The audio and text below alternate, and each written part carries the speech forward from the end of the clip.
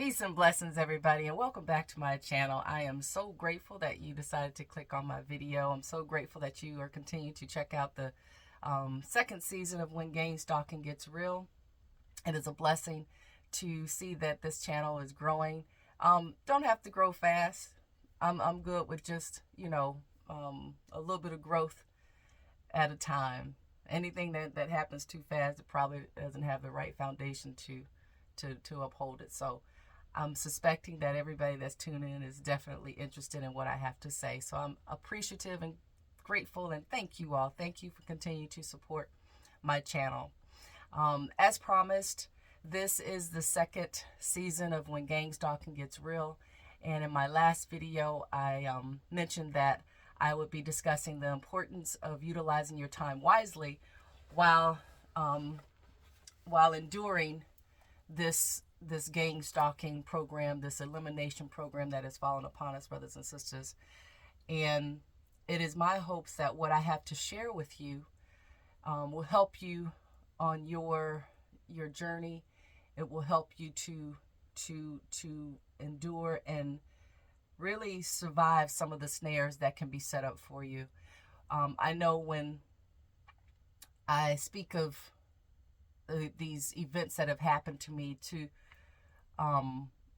they're to not only, like I say, they're not only therapeutic for me, because a lot of this stuff I never told anyone. I would say not even a lot of it, most of it, I never shared it with anyone. So it's therapeutic for me. But also, sometimes when you're in the war, it's good to hear war stories, because if you can hear what I experienced and you can say, I went through that too. And if there's a way that you see how what I have to say can help you, then I think, again, I'm doing my job that I want to do to help you. So, again, it's therapeutic for me, and I hope it's helpful to you guys. The last video, I spoke about the importance of utilizing your time wisely when you realize that you have been placed into this demonic, evil program that is being utilized to throw you off your course, to throw you off your path, and to keep you from being the person that the Most High needs you to be. That is what it's designed to do, because we all have precious gifts that we bring in with us and into this world. But you, chosen one, you targeted individuals, you are special. You are a special breed. You are a peculiar people. And God, I want to say, I know that God was with me through it all. I'm not saying that every decision I made was with ease, but I did continue to listen to God's voice throughout the process. And I came to realize how important it was to utilize your time wisely when you do realize that what you're going through is not normal, that it is from a different realm, if you will. Some of us call it spiritual warfare. It looks very physical, but it is very much so spiritual. So you have to guard yourself. You have to guard your time. You have to really think about the individuals that you continue to be around. You go through a time of isolation, so you really don't have a whole lot of friends to confide in, and that's a good thing, actually. This is a time when you want to cling to the Most High, more so than ever. But there is another side to this. But let's really talk about the importance of utilizing your time wisely. My last video, I spoke about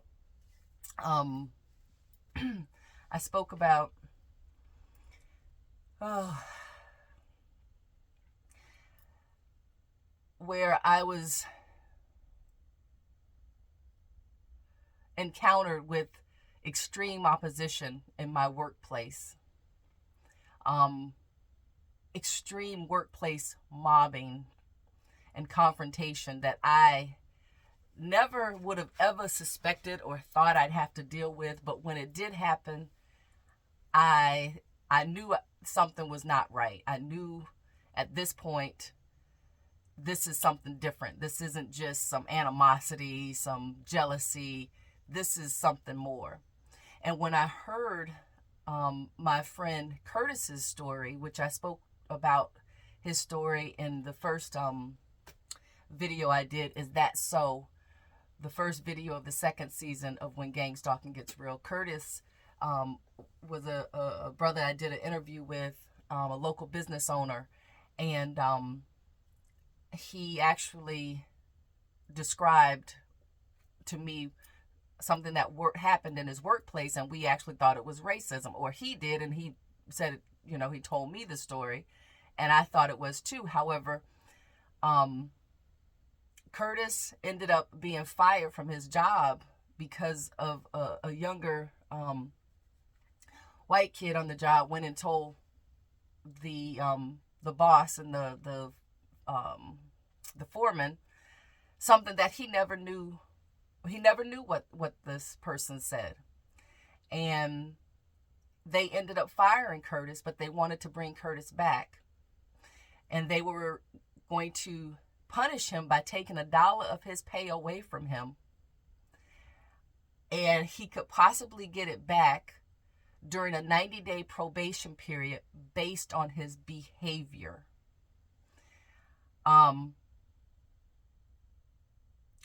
Curtis ended up leaving, and he did the right thing. He said, I've been on my own ever since. He said he never knew what the young man said, but he's been on his own ever since. He's been in business for a long time, and I commend that brother. He's a straight up guy and has a great moving company.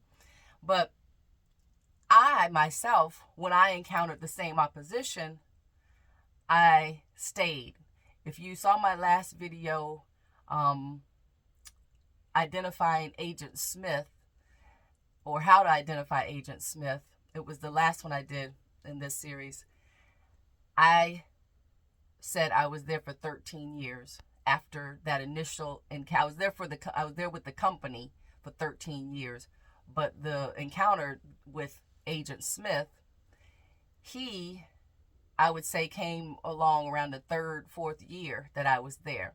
And I stayed with that company. And the only reason I stayed was because I could never be fired.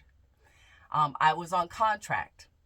Had I been able to be fired, I'm sure every tactic that this person did would have resulted in me getting fired, just as easy as it was for Curtis to be fired based on something he never knew and probably was an absolute lie, because he never did anything to the young man who went and said that this occurred. And I'm going to put this out here early in this video, and that is a pattern that you will see in these people that are sent to stalk you, to harass you, to basically do anything they can to diminish the quality of your life. It usually starts with attack, then a lie, it starts with accusing you of something, then lying, and then attacking you. Accuse, lie, attack. I knew when Alan Heller walked into my office that I had done nothing to warrant the extreme anger that he came at me with. So me being who I am, again, I knew I hadn't done anything, so I remained calm. Also, I believe he came in with that type of firing power because these people study you. And like I said before, I used to have a hot head.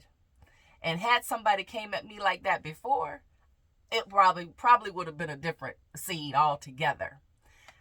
However, I want to remind you too of a video I did in the last season, which was they need for you to die in your sins. And I spoke about when I was on my way home in my car from Georgia heading to Florida, and I was speaking with God, and I said, God, I don't understand. We were so blessed. I don't understand where everything went wrong. I was going through a very ugly, very public divorce. And God said to me, he says, I have a job for you to do. You keep walking. I have a job for you to do. And when he said, keep walking, I knew the safest place for me at that time was in the Word. It was time for me to change. And so I know when I was confronted the way Alan Heller walked into my office and confronted me with such anger, I knew when I was there, when I was able to remain so calm, I knew God had stepped in. And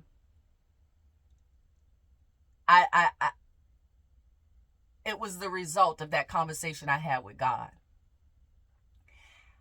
However, also in that video, in the last video, identifying Agent Smith, I spoke about how Alan Heller, who was my initial Agent Smith, this is when my gang stalking, if it hadn't, this is when it became overt. He was the first one that I ever encountered with this type of anger. After that, I did have some situations and some scenarios that were very similar, very just as much anger directed towards me as that, and it's all done to try and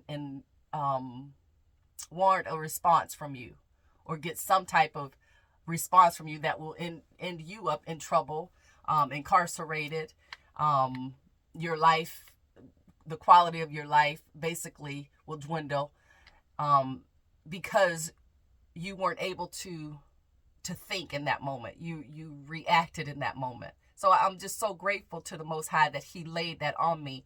And when he said, I have a job for you to do, that to me was, I never looked back, and I'm so grateful. I never questioned that. So when he came in asking for my social security number angrily and calling me all kinds of names and just being ugly, I remained calm. But what was he really looking for? Because I never did receive the 1099 that he needed my social security number for. I never received that. So what was he really wanting? What was he really wanting? What he really wanted, and this is what these people want. He wanted some truth to go with the lies he had already told. He needed some truth to go with the lies he had already told. The young man, when he went into the office after Curtis asked him, hey guy, what'd you say to the boss? Because they all looked at Curtis. The young man didn't say nothing. He just went back to the office. He didn't say nothing to Curtis. He went back to the office and said something to the boss and the foreman. And the boss came out saying, if you talk to my employee that way, I'll kick your fucking ass. Your black ass will be back out on the street where you belong. Right? What was he really looking for? What are they really looking for? They're looking for you to respond because, or react, I should say, because they need truth to go with the lies they've already told. And in that case, that he had already heard from this young man who went up there and said something that got this person fired.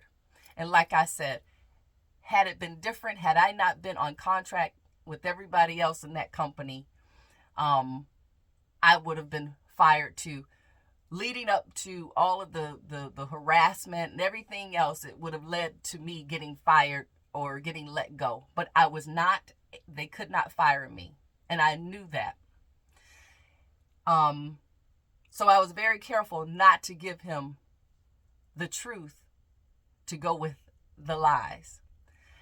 Your time is very valuable. Had I gave him that truth, had I jumped up and said, I know you ain't talking to me like this, Alan, or whoever you are, probably wasn't even his real name. I don't know. I'm sure it was, because he is a CPA up in Tampa. Had I responded that way, that would have cost me possibly the job, because then, even though I would have been on contract, even though I was on contract, if you got somebody that would have responded the way I probably would have responded in the past, yeah, they probably would have found a way to get rid of me. But I did not. At that time, it became very apparent that, whoa, okay, something's not right. This person didn't come in here like this for no reason. And I said, I need to really look at this a different way. I need to take advantage of this opportunity. Since I could never be fired, I always would have a source of income. Okay? I also utilized the freedom in the company, since that couldn't be fired. My extra time I spent, I just said, these people are not going to let me make any money. When I realized, when I went through a divorce, I divorced my husband, who had millions of dollars, and they figured out how to not basically give me any type of alimony or any type of money. Okay, so then I went to work, and I was on point to earn a really good living. Okay, now this is being shut down because this person's coming in here basically slandering me, lying, attacking me, wanting me to run out the door, but I didn't leave. I said, I really have to think outside the box. And that's what you have to do. You got to use every moment. I've had people tell me, you like an ant. You just never stop. And it's true, because at that moment, around 2005 or something like that, I was like, these people, for some reason, something, I didn't know about no gang stalking program. Something doesn't want me to make any money. I have to get it the way I can. And a snare that this is something we'll fall into. Here I was, a degreed woman, graduated with in the National Honor Society, top of my class. I'm thinking, whoa, I have a degree. That's a snare. At that moment, I knew that piece of paper don't mean nothing. If someone can walk in here and walk into your place of work and basically start something that can potentially get you fired, that means anywhere you go, it can happen. I started thinking outside the box. I said, I got to use all my natural talents now, and that's what you have to do. Utilize your time wisely. I started painting. Okay, I had never owned a paint set, or easel, or anything, but a friend of mine a few years before that, he bought me a paint set, and I said, well, let me paint. I started painting, got my work into a gallery. I was commissioned to do some pieces, got paid very well. That's a way that I can make money. I utilize my freedom. I started getting serious about my writing. Let's see. I opened up a small business. I started singing. All of my natural talents, I said, I got to use these. I can't go look for a job, because it's going to be almost a miracle to get a job, or it's going to be very hard to just go get a job. So you have to think outside the box. And when you do get a job, they're going to come in there and try and harass you out of that too.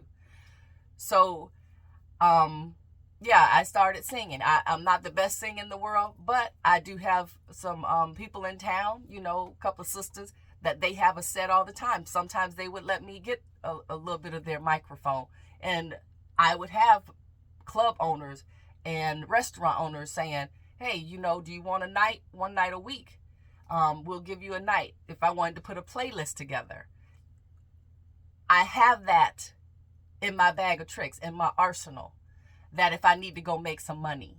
I started doing stand-up comedy, not because I'm the funniest person in the world, but my friends used to tell me, girl, you crazy, you funny.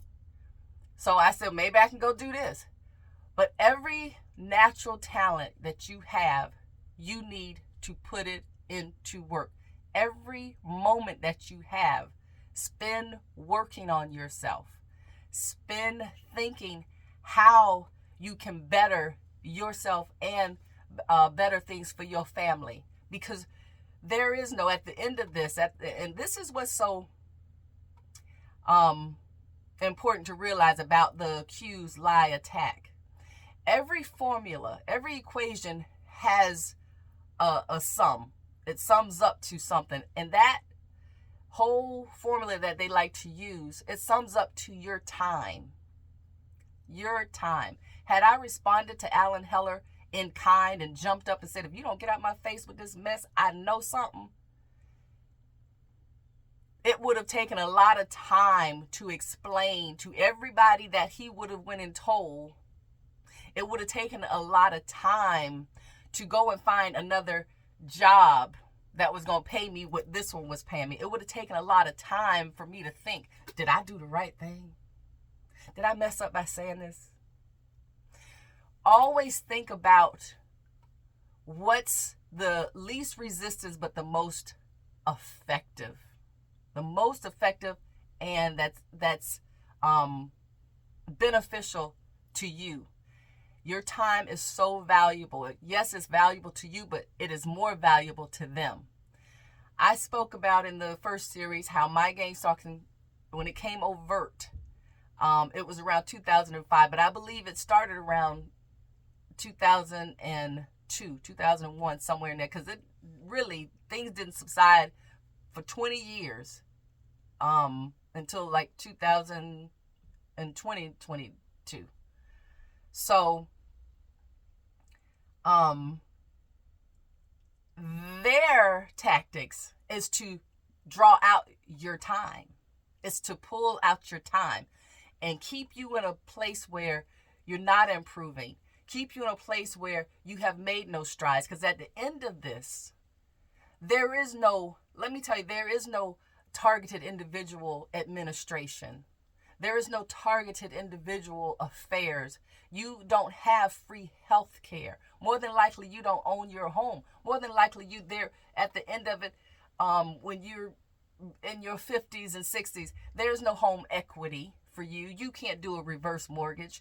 There is nothing that's going to sustain you. And that's what they're trying to do, to make sure that you never reach your true potential, your true earning potential, your true spiritual potential, because they want you to never be close to the Most High. Because if you're close to the Most High, then you know the power that you possess. You can look at you can look at some of the things that we go through and see how you come through it and you continue to improve. But it's only when you think, when you have to put your thinking cap on every day. It's not an easy road, but you can get through it. Utilizing your time is so important. Like I said, there is not a targeted individual affairs like you have a veterans affairs. Although you've been put into a war that you never signed up to be in. You probably more than likely suffer from post-traumatic stress disorder. But you can't go to anybody's office and sit on their sofa for free and get some type of counseling saying that I was a victim of response abuse, or I endured gang stalking. There is no administration that's going to help us, y'all. So we have to understand how valuable our time is. They are utilizing your time to make sure that the best of your years, from 30 to 50 years old, when you're supposed to be building, when you're supposed to be building a family, when you're supposed to be investing, when you're supposed to be building a career, when you're supposed to be building a 401k, when you walk away from something, you're going to have some type of retirement or a pension. This is what they are making sure never, ever, ever, they trying to anyway. They're trying to anyway.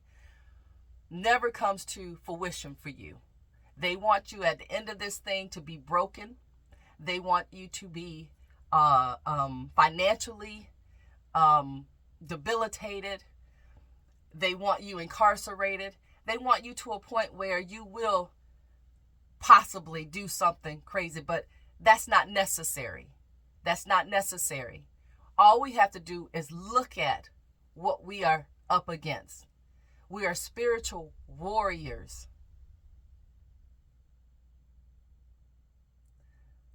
We are spiritual warriors. The Most High, like I said, when God told me, I have a job for you to do, I didn't know what he meant. I just knew I had to protect myself to be the best I can be, to work, to do the job that he had for me to do. And y'all, that's what I wanted to talk to you about today. Utilizing your time wisely. Look at you. You have so many gifts. You have so many talents. Again, last series I talked about, you don't ask, why is this happening? You ask, what is it about me? What is it about me that these people that see the need to follow me, the need to try and set up traps and snares and ditches and everything else for you to fall in, but you still walking upright? They haven't been able to put a chink in your armor.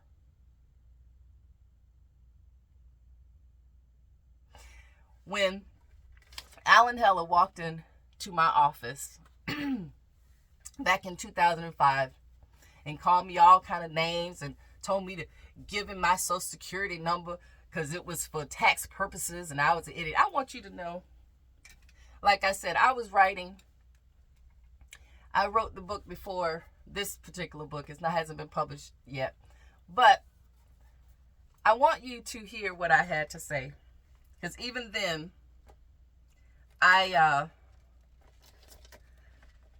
saw the whole thing for really what it was. And it says here, what he failed to realize was I too had a secret. Right? His secret was, I'm going to go in here and upset this person. I'm going to yell at her. I'm going to basically, he had already accused me of not hiring him, and I had every right to say I didn't want to hire you, if that's what I wanted to say. But I said, check back with me. And yes, I meant I didn't want to hire you. However, his secret, which basically most of us know, people don't come in with that type of fire and power unless they're looking for a fight. So he had a secret coming into the office. But I said, he failed to realize I too had a secret, which was then and still is. What God has for me, it is for me. And no Alan Heller, no ill-spoken word, no evil deed against me can take what God has for me from me. As I sat there, I thought to myself, looking into this person's eyes, now you go on, devil, with your bad self, because me and you ain't got no business around here no more. I didn't care how loud he yelled, how much he wanted a response out of me. I knew in my heart, this is not right, this is not normal. But let me tell you something, I serve a mighty God, and what God has for me, it is for me. And that is the same thing for you. They want you to doubt yourself. They want you to doubt that you could ever, ever, ever walk upright again. They want you to get to the point that you do consider doing something crazy. But I'm here to tell you, brothers and sisters, God has a job for us to do. And please, utilize your time wisely. That's what I wanted to say. Think outside the box. We're talented people, and we're able. You know, you look at some people and you say, "Wow, you know, the aging is a factor too," because, you know, when you don't have, it's not an easy road. You do have to take care of yourself. You are everything to you in this. You are your own psychologist. You have to, sometimes you have to be your own counselor. You have to really, really, really hone in on all of your tools in your arsenal. You really welcome the isolation, because you got to think. You have to think to utilize your time wisely so that you can be the best you can be. Okay? That's what I wanted to say, you guys. Please look out for the next video, which is going to be, I'm actually kind of undecided. I know that I need to speak about, I want to talk about when a secret is a lie. Is it true or not? Okay, because that's one tactic. That's the main tactic they like to use. But if a lie is a secret, is it true or is it not true? I'd like to delve into that. Also, I'd like to delve into the importance of burning off the ego, when you are placed into this elimination program. So look out for those videos, you guys. And until next time, I'm Lon Diamond, and that's the way it is.